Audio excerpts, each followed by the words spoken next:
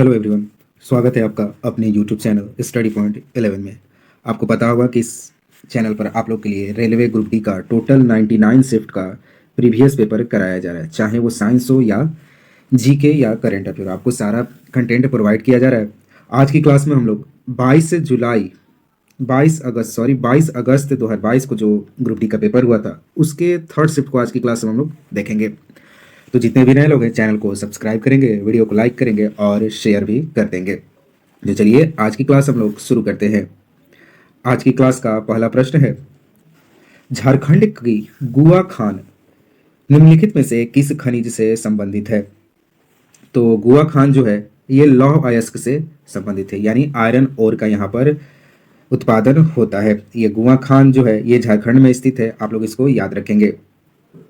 अगला प्रश्न है, संविधान के भाग खाली स्थान में निहित अनुच्छेद 12 से 35 मौलिक अधिकारों से संबंधित है। तो ये जो भाग 3 में मौलिक अधिकार निहित है और ये जो अनुच्छेद है 12 से 35 तक है। आपसे पूछ देगा कि मौलिक अधिकार जो है किस अनुच्छेद से कहाँ तक है, तो आप कहेंगे 12 से 35 तक मौलिक अधिकार है। चलिए अगले प्रश्न को देखते हैं। और आपको मालूम होगा कि जो मौलिक अधिकार है ये यूनाइटेड स्टेट्स ऑफ अमेरिका के संविधान से भारत के संविधान में जोड़ा गया है। अगला प्रश्न है, मोनेजाइट अयस्क भारत के इनमें से किस राज्य की रेत में पाया जाता है? तो मोनेजाइट जो है केरल के रेत में पाया जाता है। मोनेजाइट अयस्क भारत के केरल राज्य में वहां की रेतों में पाया जाता है, तो ये आपको याद होगा। अगला प्रश्न है, जुलाई 2022 तक प्राप्त जानकारी के अनुसार अटल पेंशन योजना में शामिल होने अभिदाता बनने के लिए व्यक्ति की किस आयु का वर्ग का होना चाहिए? तो आपको अटल पेंशन योजना का लाभ उठाने के लिए आपको 18 से 40 वर्ष की आयु का होना अनिवार्य है। और आपको मालूम होना चाहिए कि ये जो योजना है अटल पेंशन योजना ये केंद्र सरकार की योजनाएं है और आपको केंद्र सरकार की योजनाएं सारे दिमाग में सेट होना चाहिए, क्योंकि हर एक शिफ्ट में चाहे वो रेलवे का कोई भी एग्जाम, एनटीपीसी, ग्रुप डी कोई भी हो, एसएससी का भी कोई भी एग्जाम हो, हर शिफ्ट में 1 या 2 प्रश्न शामिल किए गए हैं योजना से। तो आप लोग योजना वाले सारे प्रश्नों को रट लेंगे। चलिए इस प्रश्न को देखते हैं। अटल पेंशन योजना जो है इसकी शुरुआत 9 मई 2015 में की गई थी, तो ये फैक्ट आप लोग याद रखेंगे। अगला प्रश्न है, सागा दावा उत्सव इनमें से किस भारतीय राज्य में मनाया जाता है? तो सागा दावा उत्सव जो है अरुणाचल प्रदेश में मनाया जाता है।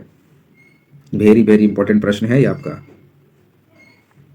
अगला प्रश्न है, अर्थशास्त्र में इनमें से कौन सा कथन सही नहीं है? गलत कथन को आपको सेलेक्ट करना है।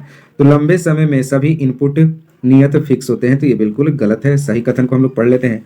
औसत नियत लागत वक्र की ढलान की ओर होता है, बिल्कुल सही है।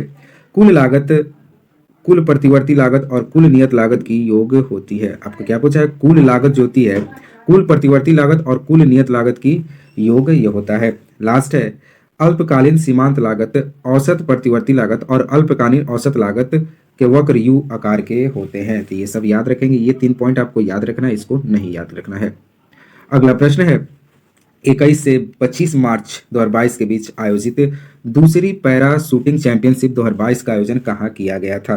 तो 2022 में इसका आयोजन नई दिल्ली में किया गया। मैं आपको 25-24 है उसमें बता देता हूँ आयोजन कहाँ किया गया था। 2024 में जो था वो 5वां संस्करण था, आप याद रखेंगे ये 5वां संस्करण है। कब से कब तक? तो 11 से 16 नवंबर तक ये आयोजन हुआ था, ये भी आप याद रखेंगे। और इसका आयोजन जो था पुणे में किया गया था। क्या लिखेंगे? जो 2024 में 5वां संस्करण था पैरा शूटिंग चैंपियनशिप का, उसका आयोजन पुणे में किया गया। पुणे में भी तो कहा? तो शिव छत्रपति स्पोर्ट्स कॉम्प्लेक्स बालेवाड़ी में किया गया था। आप लोग बस पुणे याद रखेंगे। अगला प्रश्न है, जनवरी 2022 में भारत की पहली पैरा बैडमिंटन अकादमी किस राज्य में शुरू की गई है? तो ये प्रश्न तो स्टैटिक का बन गया अब। तो ये जो पहली पैरा बैडमिंटन अकादमी जो है ये उत्तर प्रदेश में शुरू की गई है, आप लोग इसको याद रखेंगे। अगला प्रश्न है, ईसाई धर्म के उस पवित्र ग्रंथ का नाम क्या है जिसके 2 भाग हैं? पुराना नियम जो अनिवार्यतः यीशु के समय काल का हिब्रू ग्रंथ है, और नया नियम जिससे यीशु मसीह और प्रारंभिक चर्च के बारे में लेख शामिल है। तो ये जो पवित्र ग्रंथ है ईसाई का वो हो जाएगा बाइबल। आप लोग देख सकते हैं इसके 2 भाग हैं, पुराना नियम और नया नियम।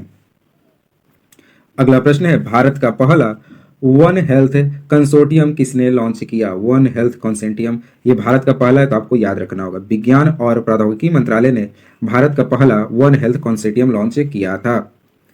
अगला प्रश्न है, जनवरी 2022 में कौन सा गांव मिजोरम का पहला खुले में शौच मुक्त प्लस गांव ओडीएफ बुक बना था? तो आप बताना है। तो दक्षिण मुबुआंग जो है 2022 में मिजोरम का पहला गांव था जो ओडीएफ मुक्त पाया गया था, यानी शौच मुक्त गांव बना था। अगर आपसे पूछ दे भारत में ऐसा पहला कौन राज्य है जो ओडीएफ मुक्त बना था, तो वो हो जाएगा सिक्किम। सिक्किम भारत का पहला ओडीएफ मुक्त राज्य है और इसकी घोषणा 2016 में ही कर दी गई थी। अगर डेट पूछे तो 27 मई 2016 में इसकी घोषणा कर दी गई थी। सिक्किम 2016 में ही खुले में शौच मुक्त राज्य बन गया था।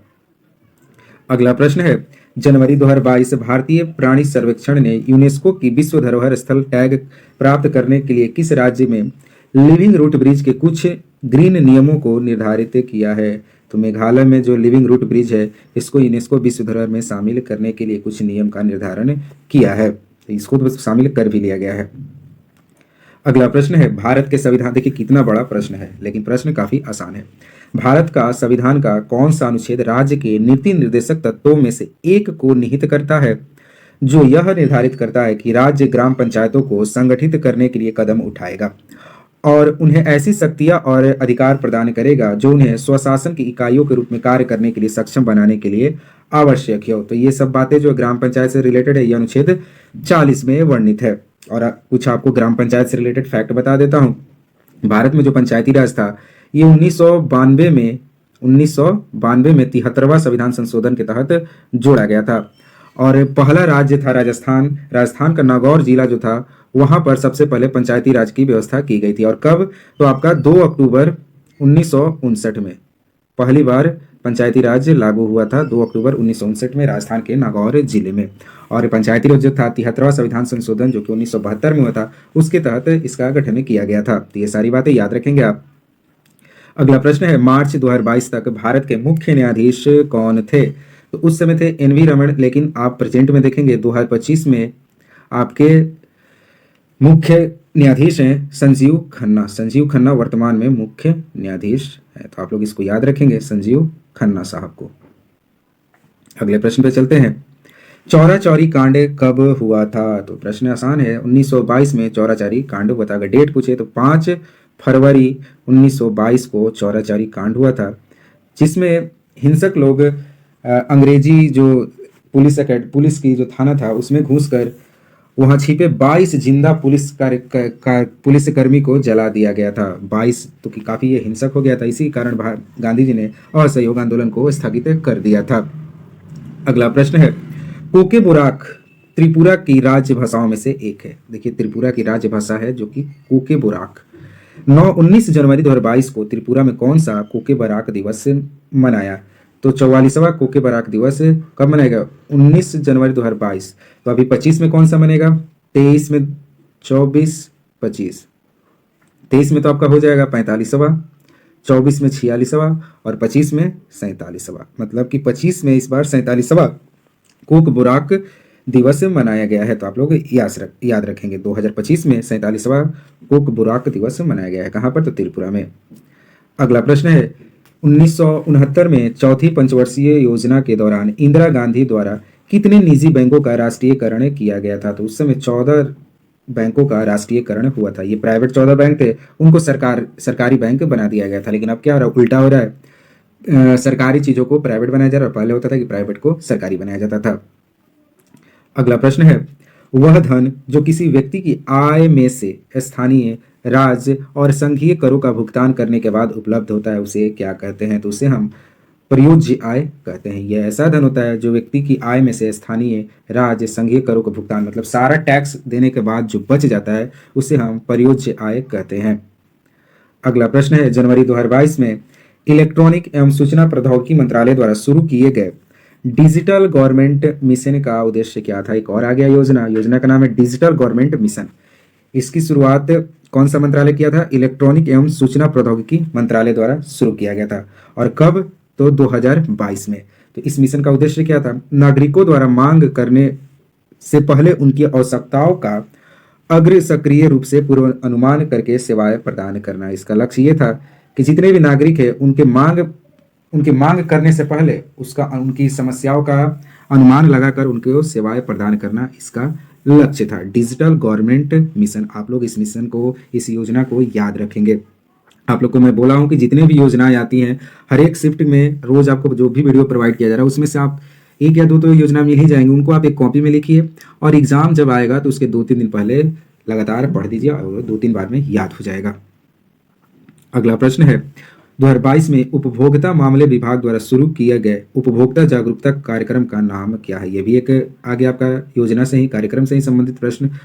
तो ये उपभोक्ता मामले मंत्रालय द्वारा शुरू किया गया था, तो ये था उपभोक्ता सशक्तिकरण सप्ताह, याद रखेंगे आप। तो हमने यहाँ पर जीके के सारे प्रश्नों को भी देख लिया, करेंट का भी देख लिया। अगर आपको ये वीडियो पसंद आए, आपको ऐसा ही कंटेंट चाहिए तो आप लोग चैनल को सब्सक्राइब करेंगे, लाइक करेंगे और शेयर भी कर देंगे। चलिए मिलते हैं नए वीडियो के साथ। जय हिंद, जय भारत।